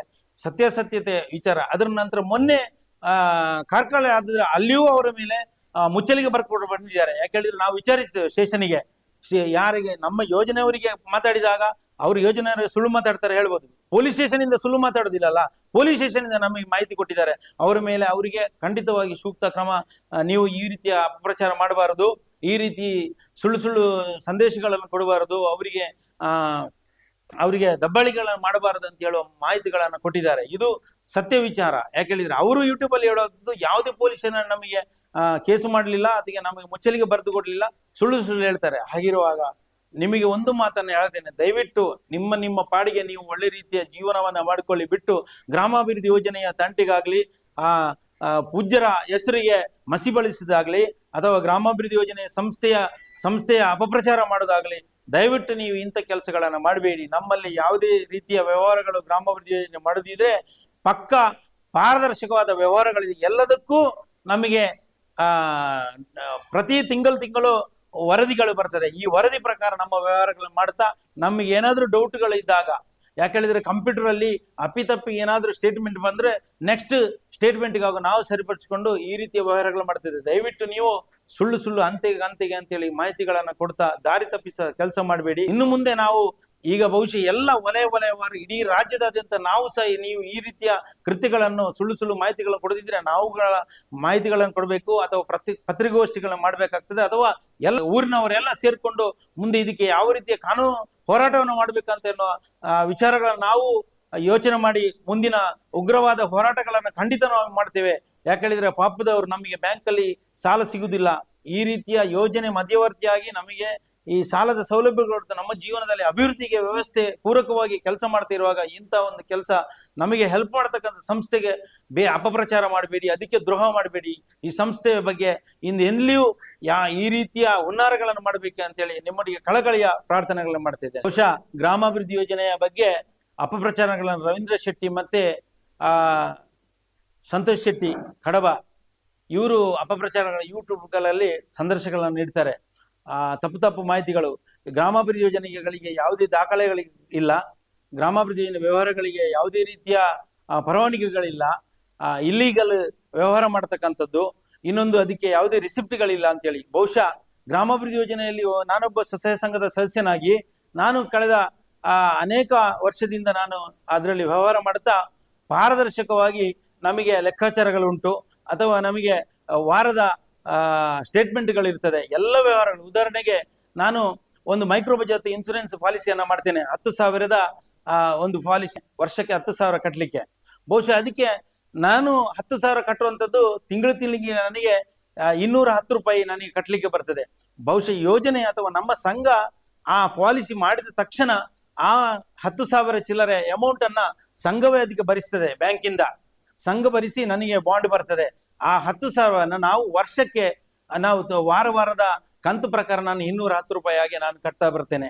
ಇದಕ್ಕೆ ರಸೀದಿ ಇರತಕ್ಕಂಥದ್ದು ವಾರದ ಸ್ಟೇಟ್ಮೆಂಟ್ ಅಲ್ಲಿ ಪಕ್ಕ ಇಂಥ ಡೇಟಿಗೆ ಅದರ ಲೋನ್ ಐ ಡಿ, ಅದರ ನಮ್ಮ ಎಲ್ಲವೂ ಬ್ಯಾಂಕಿನ ಸ್ಟೇಟ್ಮೆಂಟ್ಗಳು ಅದರಲ್ಲಿ ಪಕ್ಕ ಇರ್ತದೆ. ಅದೇ ರೀತಿ ಇನ್ನೊಂದು PRK ಅನ್ನತಕ್ಕಂಥದ್ದು, ಅದಕ್ಕೆ ರಿಸಿಪ್ಟ್ ಇಲ್ಲ ಅಂತೇಳಿ ಯೂಟ್ಯೂಬ್ ಅಲ್ಲಿ ನಾನು ನೋಡಿದೆ. ರವೀಂದ್ರ ಶೆಟ್ಟಿ ಮತ್ತೆ ಸಂತೋಷ್ ಅವರು ಮಾತಾಡುವಂಥದ್ದು.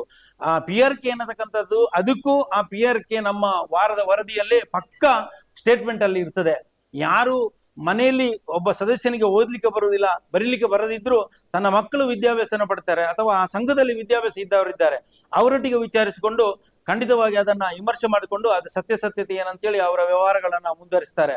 ಈ ರೀತಿಯ ಇದು ಸುಳ್ಳು ಅಪಪ್ರಚಾರಗಳನ್ನು ಮಾಡತಕ್ಕಂಥದ್ದು. ಖಂಡಿತ ಇದಕ್ಕೆ ರಿಸಿಪ್ಟ್ ಇರತಕ್ಕಂಥದ್ದು ಆ ತಿಂಗಳ ಆ ಸ್ಟೇಟ್ಮೆಂಟ್. ಮತ್ತೆ 13.5% ಅಂತ ಹೇಳಿದ್ರೆ, ಉದಾಹರಣೆಗೆ ಯಾರು ಸಂಘದಲ್ಲಿ ಇದ್ದವನು ಒಮ್ಮೆ ಲೆಕ್ಕಾಚಾರ ಮಾಡತಕ್ಕಂತ ವರ್ಷಕ್ಕೆ 13,500 ರೂಪಾಯಿ ಬಡ್ಡಿ ಆಯ್ತು ಅಂತೇಳಿ. ಬಹುಶಃ 2 ವರ್ಷಕ್ಕೆ 1,00,000ಕ್ಕೆ 14,151 ರೂಪಾಯಿ ನಮ್ಮ ಯೋಜನೆಯಲ್ಲಿ ಬಡ್ಡಿ ತಕ್ಕಂಥದ್ದು. ಯಾಕೆ ಹೇಳಿದ್ರೆ ನಾವು ವಾರಕ್ಕೆ ಕಂತನ್ನ ಕಟ್ಟತಕ್ಕಂಥದ್ದು, ವಾರ ರೆಡ್ಯೂಸ್ ಬಡ್ಡಿ, ನಮ್ಮದು ಫ್ಲಾಟ್ ಬಡ್ಡಿ ಅಲ್ಲ. ವಾರ ಕಟ್ಟಿದಾಗೆ ನಮಗೆ ಬಡ್ಡಿ ಕಡಿಮೆ ಆಗ್ತಾ ಬರ್ತದೆ. ಈ ರೀತಿಯ ನಮ್ಮ ವ್ಯವಹಾರಗಳು, ಉದಾಹರಣೆಗೆ 10,000 ರೂಪಾಯಿ ತೆಗೆದು 1 ವರ್ಷ ಅವಧಿಗೆ 10,000 ರೂಪಾಯಿ ತಗೊಂಡ್ರೆ 668 ರೂಪಾಯಿ. ಈ ರೀತಿಯ ನಮ್ಮ ಬಡ್ಡಿಯ ವ್ಯವಹಾರಗಳು. ಈ ರೀತಿ ಬಹುಶಃ ಖಂಡಿತವಾಗಿ ಈ ಒಂದು ನಮ್ಮ ತುಳುನಾಡಿನಲ್ಲಿ ಇರತಕ್ಕಂಥ ದಕ್ಷಿಣ ಕನ್ನಡ ಜಿಲ್ಲೆ, ಉಡುಪಿ ಜಿಲ್ಲೆಯಲ್ಲಿ ಇರತಕ್ಕಂಥ ಅನೇಕ ಬೇರೆ ರೀತಿಯ ಯೋಜನೆಯ NGO ರೀತಿಯ ವ್ಯವಹಾರ ಮಾಡತಕ್ಕಂಥ ಗ್ರಾಮೀಣ ಕೂಟ ಇರ್ಬೋದು ಅಥವಾ ಇನ್ನಿತರ ಸುಮಾರು ಸಂಘ ಸಂಸ್ಥೆಗಳು ಉಂಟು. ಅವರ ಬಡ್ಡಿಯು ನಮ್ಮ ಬಡ್ಡಿಯು ಲೆಕ್ಕಾಡಿದಾಗ ನಾವು ಅತಿ ಕಡಿಮೆ ಬಡ್ಡಿಯಲ್ಲಿ ನಮ್ಮ ವ್ಯವಹಾರಗಳನ್ನು ನಾವು ಮಾಡ್ತಾ ಅತ್ಯಂತ ಹೆಮ್ಮೆಯಿಂದ ನಾವು ಹೇಳ್ತೇವೆ. ಇದರಲ್ಲಿ ಸದಸ್ಯನಾಗಿ ವ್ಯವಹಾರ ಮಾಡ್ಲಿಕ್ಕೆ ಒಂದು ಅವಕಾಶ ಸಿಕ್ಕಿದೆ. ಆ ಗ್ರಾಮಾಭಿವೃದ್ಧಿಯ ಪಾಲುದಾರರಾಗಿ ನಾನು ವ್ಯವಹಾರ ಮಾಡ್ಲಿಕ್ಕೆ ಅವಕಾಶ ಸಿಕ್ಕಿದ್ದಕ್ಕೆ ನಾನು ಹೆಮ್ಮೆ ಪಡ್ತಾ ಈ ನನ್ನ ಮಾತನ್ನ ನಿಲ್ಲಿಸ್ತೀನಿ.